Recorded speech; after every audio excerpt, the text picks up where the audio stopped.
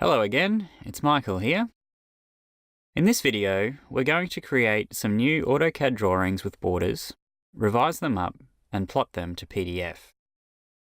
In AutoCAD, on the CadTracker ribbon tab, we'll click Add Border.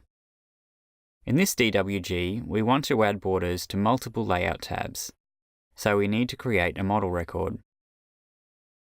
We'll add a number and some titles,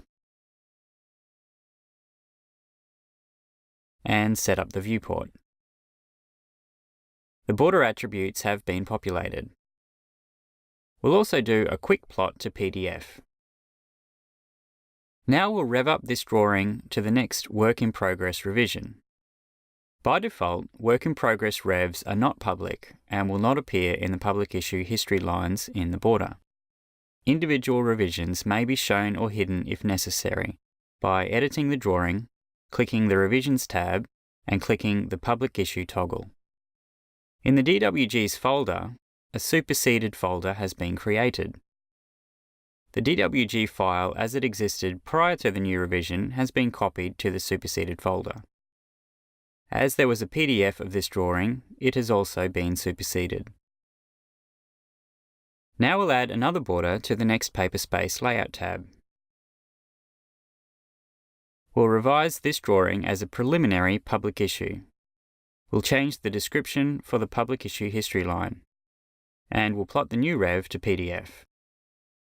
The border attributes and the tab name have been updated. We'll add another model and set up two more borders.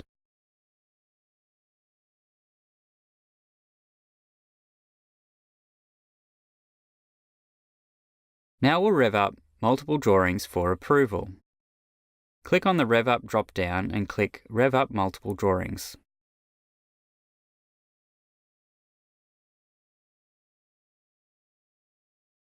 We'll set the Checked By and Approved By operators, and select the drawings.